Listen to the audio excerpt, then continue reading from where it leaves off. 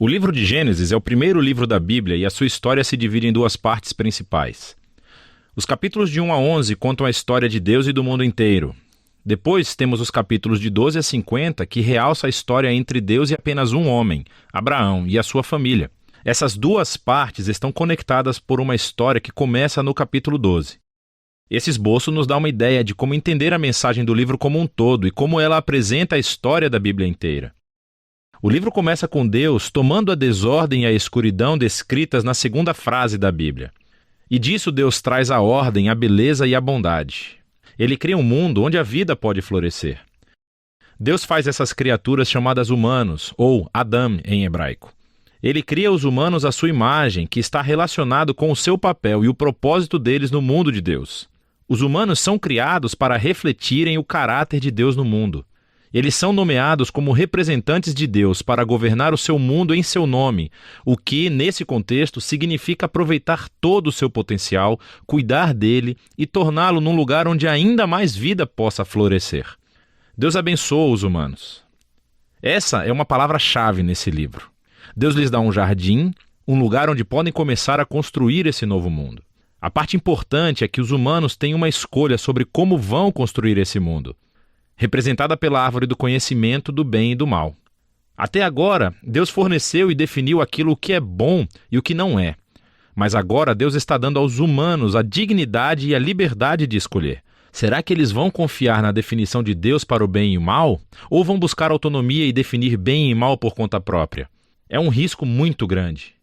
Rebelar-se contra Deus é abraçar a morte, porque você está se afastando do próprio doador da vida. E isso é representado pela árvore da vida. No capítulo 3, uma figura misteriosa, a serpente, entra na história. A única coisa que sabemos sobre a serpente é que ela é uma criatura que Deus fez. Torna-se claro que é uma criatura em rebelião contra Deus. Ela quer levar os humanos à rebelião e à morte. A serpente conta uma história diferente sobre a árvore e a escolha. Ela diz que buscar conhecimento sobre o bem e o mal não trará a morte, mas sim irá garantir a vida e se tornarão como Deus. Agora, isso é uma ironia trágica porque sabemos que os humanos já são como Deus. Foram feitos para refletir a imagem de Deus. Em vez de confiar em Deus, os humanos buscam a própria autonomia. Eles escolhem o conhecimento do bem e do mal para si e, instantaneamente, toda a história fica fora de controle. A primeira perda acontece nas relações humanas.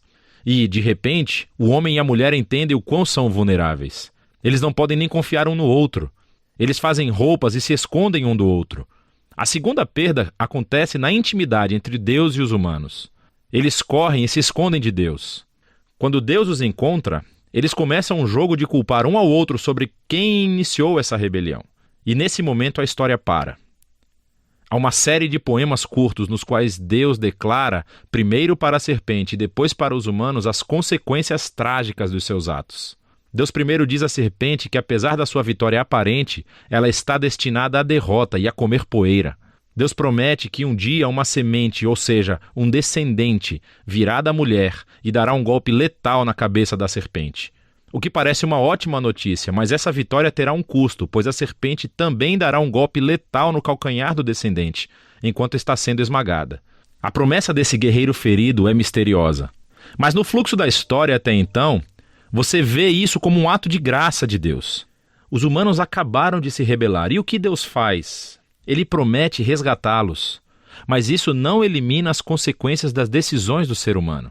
Deus informa que agora os aspectos da sua vida conjunta, tanto na vida em casa como no trabalho, serão cheios de tristeza e dor por causa da sua rebeldia, o que levará à morte.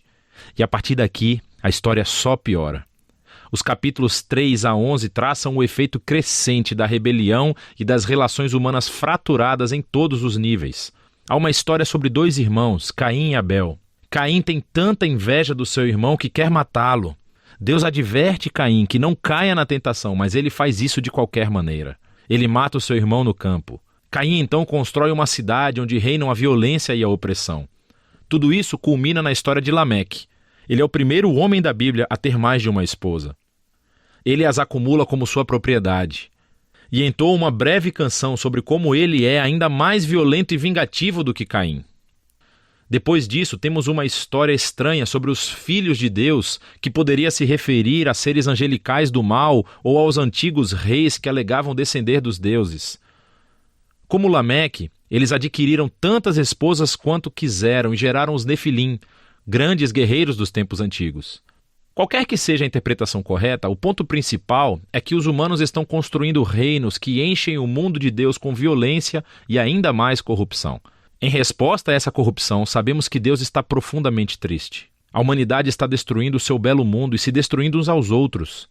Então, num ato ímpeto de proteção da bondade que existe no seu mundo, Deus limpa a maldade humana com um grande dilúvio.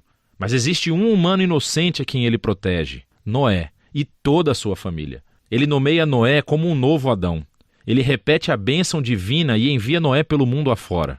Mais uma vez, temos grandes expectativas, mas Noé falha, também num jardim. Ele vai e planta uma vinha e fica bêbado até perder os sentidos. Então, um de seus filhos, Cam, faz algo vergonhoso ao seu pai na tenda. Aqui temos o nosso novo Adão, nu e envergonhado, justamente como o primeiro. E novamente tudo piora. O que leva à fundação da cidade da Babilônia. As pessoas da antiga Mesopotâmia se reúnem em torno de uma nova tecnologia, o tijolo. Elas podem construir cidades e torres mais altas, bem mais rápido do que qualquer outro povo.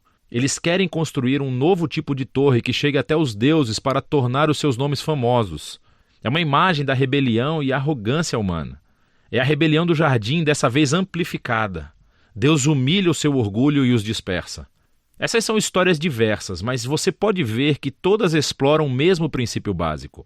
Deus continua dando aos humanos a chance de fazer a coisa certa com o seu mundo, e os humanos continuam a destruí-lo. Essas histórias afirmam que nós vivemos num mundo bom, que tornamos mal, e escolhemos definir o bem e o mal por conta própria. Todos nós contribuímos para esse mundo de relacionamentos rompidos, levado ao conflito e à violência e, finalmente, à morte. Mas há esperança. Deus prometeu que um dia um descendente viria, o guerreiro ferido, que derrotará a raiz do mal. Apesar da maldade humana, Deus está decidido a abençoar e a salvar o seu povo. Então a grande questão é, claro, o que Deus vai fazer? E a próxima história é o elo onde encontramos a resposta. Mas por enquanto, é disso que tratam os capítulos de 1 a 11 do livro de Gênesis.